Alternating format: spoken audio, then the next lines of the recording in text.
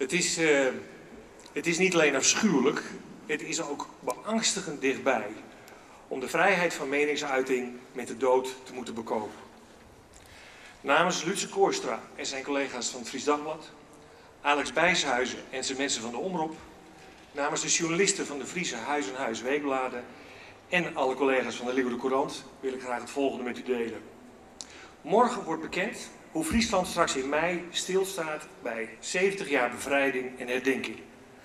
Een letterlijk zwaar bevochten vrijheid die we dienen te koesteren, die we moeten handhaven en die we moeten oppoetsen. En daar is vandaag een dag voor. Want de voor ons zo gewone vrijheid van meningsuiting en de voor ons zo logische persvrijheid zijn rechtstreeks schatplichtig aan de bevrijding van 70 jaar geleden. Het publiceren van verhalen, van nieuws en van tekeningen die anderen onwelgevallig kunnen zijn, hoort daarbij. De waarheid doet af en toe zeer, kan kwetsen, is soms irritant. De weerhiet had een skell lood, zodat we hier zezen. Hetzelfde geldt voor opvattingen, standpunten en grappen. Maar een vrije samenleving kan niet zonder. En ook wij moeten tegen kritiek kunnen. Persvrijheid is een vrijheid van meningsuiting. Ze is onmisbaar. En op een dag als vandaag zijn we ons dat zeer bewust. Miljarden mensen kennen geen vrijheid.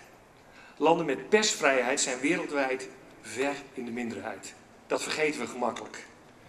Dagelijks worden mensen en kinderen vermoord om wat ze doen, om wat ze zeggen, wat ze vinden. Als Koerdische journalisten in Irak worden onthoofd omdat ze hun werk doen, waarna hun lichamen door de straten worden gesleept, is dat onthutsend, maar ver weg. Wij schrikken op als onze pers wordt aangevallen. U en ik staan hier niet dagelijks. Dat is de ongemakkelijke realiteit. Vandaag wel. De terreur uit de loop van het geweer spreekt nu ook in Parijs.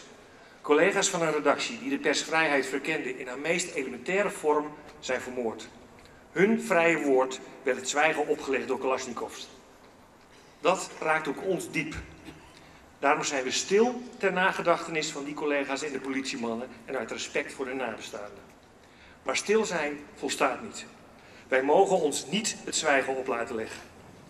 De door voorgaande generaties bevochten vrijheid van meningsuiting moeten we het journalistiek dagelijks waarmaken, laten horen en laten zien. Luid en duidelijk, ongemakkelijk of niet. Wij moeten ons werk doen. Dank u wel.